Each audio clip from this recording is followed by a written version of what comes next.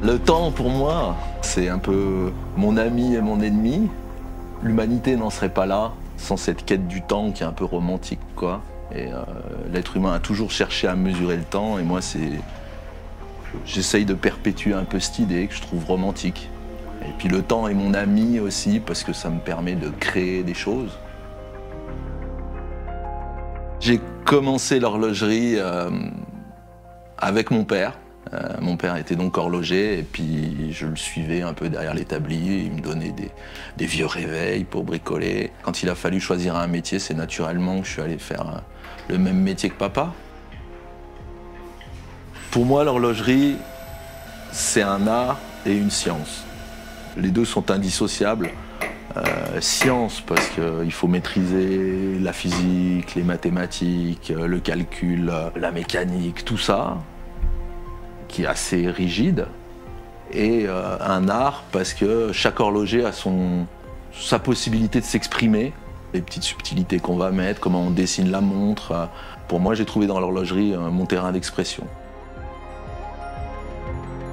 À un moment dans ma carrière, j'étais arrivé un petit peu peut-être au bout de mon expérience dans différents ateliers. J'ai fait de la restauration, après j'ai fait du développement, mais dans l'industrie. Et à un moment, ça m'a moins fait rêver.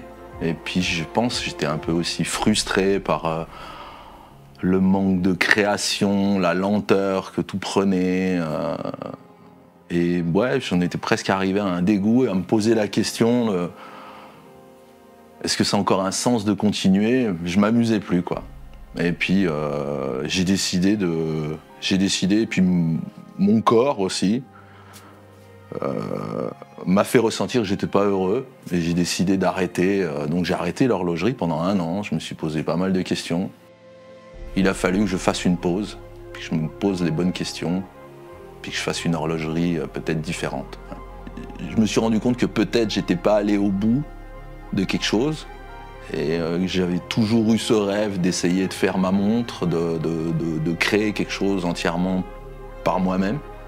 C'était un besoin, donc j'ai mis en place un petit atelier, et puis avec mes petites machines, et puis un ami me dit il y a le concours qui se lance, et puis ça m'a donné l'excuse de partir sur un projet et d'aller au bout. Et donc ça a vraiment été ma première réalisation en tant qu'indépendant, donc c'était un chronographe monopoussoir. Et voilà, ça a pris 1 an de ma vie, tout seul, à dessiner, à construire, à fabriquer tous mes composants et fabriquer ce premier chronographe. Tout est arrivé un petit peu au même moment, des étoiles qui s'alignent. Ce qui m'a inspiré et motivé à créer l'origine, il y a un côté égoïste, c'est que j'ai voulu faire un peu la montre de mes rêves. J'ai voulu faire ma montre aussi pour moi, avec tout ce que j'aime, tout ce que j'ai appris, tous les codes horlogers que j'apprécie. Donc on retrouve beaucoup d'influences peut-être de l'horlogerie du XVIIIe siècle, début 19e. Et puis je me suis fait plaisir, j'ai mis tout ce que moi j'aime. J'ai essayé de construire quelque chose de robuste. Je suis parti de ce postulat-là, quoi. Je pense que j'ai réalisé, j'avais peut-être fait une montre sympa le jour où je l'ai présentée, en fait. Mais avant de la présenter, j'étais plein de doutes. Et effectivement, je suis arrivé à une exposition à Genève. J'ai présenté la pièce et je crois qu'1 heure après, j'avais vendu ma première montre. Pour moi, Sainte-Croix, ça a changé ma vision du métier, ma carrière. Quand je suis arrivé ici il y a une 20aine d'années, c'était pour faire de la restauration de pendules anciennes. Et j'ai rencontré tous ces artisans qu'il y a ici, Denis Flageolet, Vianney Alter, tous ces gens. Et à quel point ils étaient libres de pouvoir créer des choses. Et aujourd'hui, Sainte-Croix, voilà, on est ce petit écosystème de différents artisans très pointus. Il y a beaucoup d'entraide et de bienveillance. Et voilà, pour moi, j'ai trouvé mon petit paradis. Et puis, j'aurais pas pu faire ça ailleurs, je crois.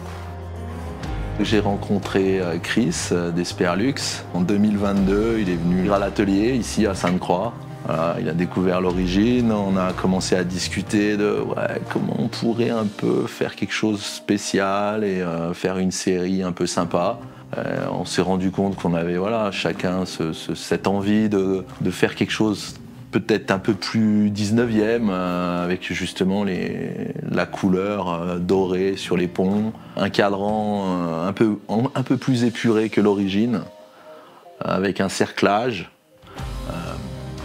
des belles aiguilles bleues, une petite touche de bleu sur les vis du pont de Balancier. Pour moi, ça fait très horlogerie traditionnelle française presque. Ça me fait penser à des Breguet, des Berthoud, à la grande époque. Je pense que c'est né de là, cette idée de cette pièce assez unique, puis cette belle petite série.